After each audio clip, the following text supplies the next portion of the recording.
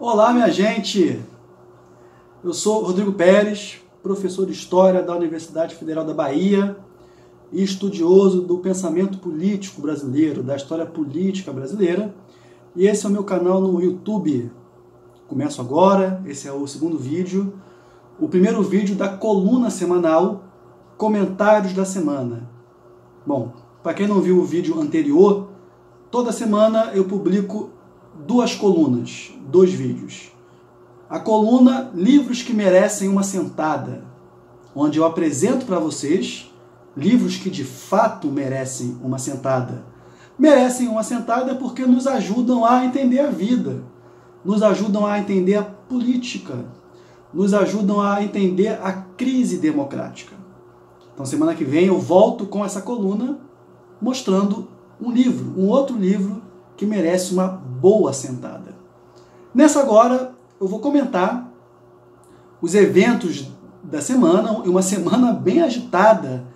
E eu gravo esse vídeo na quinta-feira, dia 18 de junho, que foi quando prenderam o Queiroz. Minha gente, acharam o Queiroz. Finalmente acharam o Queiroz. Então você que ficou perguntando, onde está Queiroz? Onde está Queiroz? Acharam Queiroz. Queiroz estava em Atibaia, estava num sítio em Atibaia. Ai, gente, o Brasil é um quadro do Salvador Dalí. O Brasil é um quadro do Salvador Dalí. Queiroz estava em Atibaia, encheram tanto o saco do presidente Lula com aquele sítio que era dele, que não era dele, um sítio mequetrefe, como disse o ex-prefeito Eduardo Paes, do Paes para os íntimos, e prenderam Queiroz justo em Atibaia. Bom, claro que esse é um evento, a prisão de Queiroz, é um evento importantíssimo que diz muita coisa, né? E é disso que eu quero falar hoje. Primeiro, o caso Queiroz é público, notório, o famoso escândalo das rachadinhas está dado há mais de um ano, pelo menos, desde o final de 2018, ainda no calendário eleitoral, talvez um pouquinho depois, que todos nós sabemos, temos noção do esquema criminoso comandado por Flávio Bolsonaro, quando era deputado estadual no Rio de Janeiro, e operado pelo seu braço direito, Fabrício Queiroz.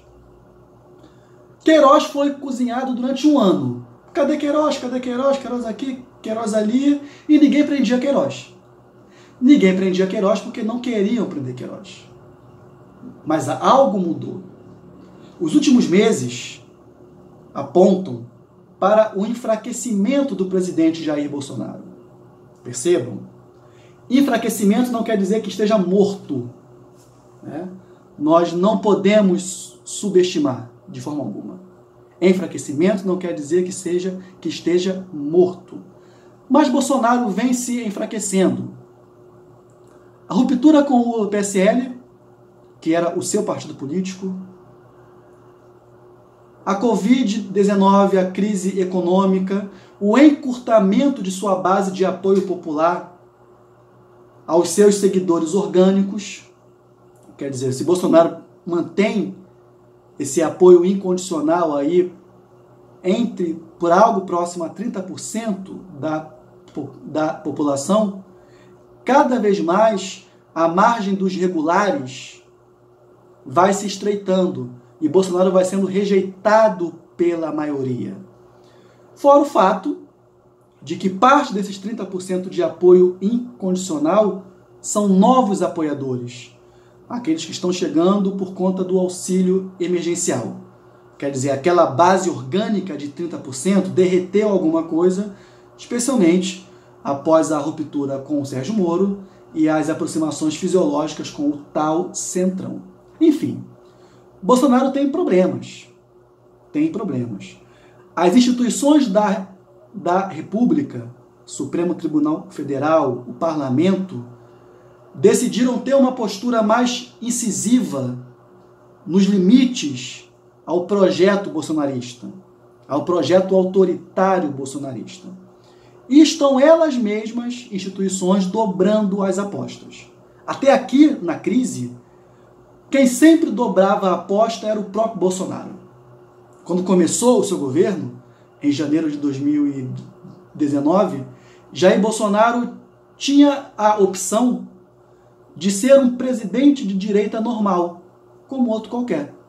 Como foi o Piñera, como é o Piñera no Chile, como foi o Macri na Argentina. Mas Bolsonaro fez uma outra aposta, ele dobra a aposta.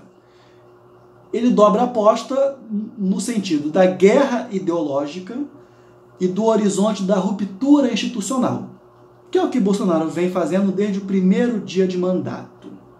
Até então, as instituições reagiram eventualmente, por exemplo, na ocasião do decreto das armas, mas estavam tímidas nessa reação. Algo mudou. Algo mudou e, lideradas pelo STF, as instituições da República começam elas a dobrarem as apostas.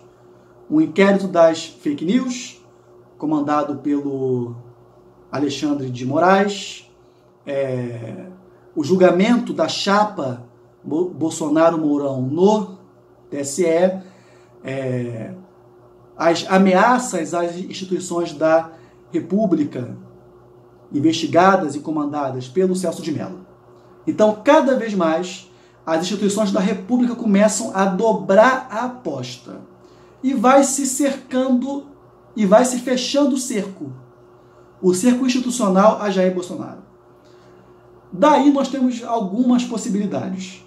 Que é Bolsonaro se enquadrar, o que eu acho muito improvável, não é da natureza política dele.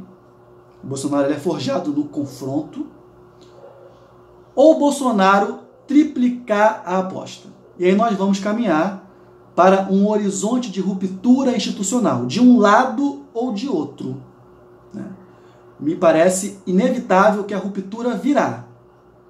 Se por dentro do Estado Democrático de Direito, via Supremo Tribunal Federal, por crime comum, ou via processo de impeachment no Congresso, no Parlamento, por crime de responsabilidade, ou uma ruptura golpista armada a partir do próprio projeto bolsonarista. E aí 2 projetos de golpe estão em jogo. E Bolsonaro negocia com algum senso de estratégia com um e com outro.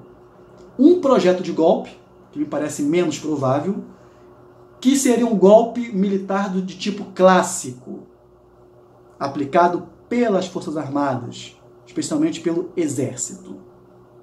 Me parece improvável esse golpe, porque o mundo não comporta mais esse tipo de golpe. Em diversas circunstâncias, a conjuntura hoje é diferente da conjuntura de 64. E eu tenho dúvidas também se comandantes da ativa, efetivamente no controle de tropas, se eles embarcariam nessa aventura golpista. Não excluo a possibilidade, mas mantenho o meu ceticismo. O outro projeto de golpe me parece ser muito mais perigoso. É um projeto de longo prazo, que está em marcha hoje, e Bolsonaro ganha tempo o tempo inteiro, ele vai tentando ganhar tempo para amadurecer esse projeto, que seria um projeto de ruptura institucional via PMs estaduais. Um golpe miliciano.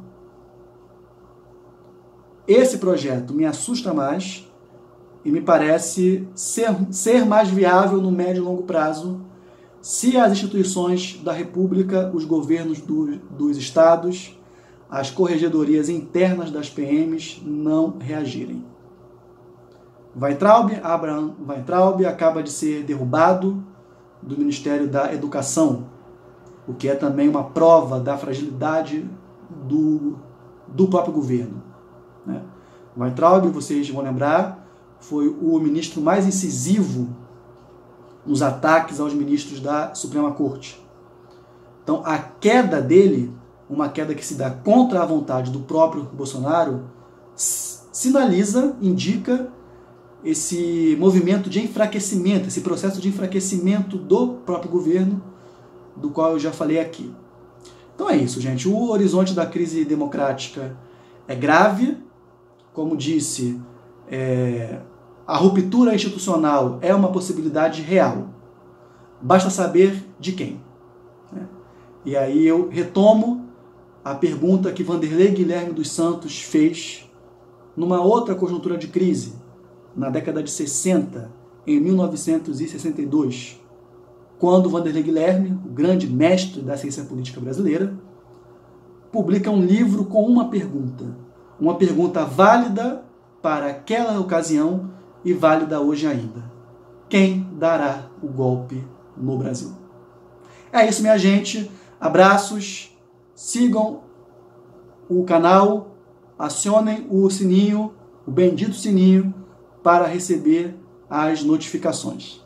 Abraços, se cuidem e fiquem bem. Tchau, tchau.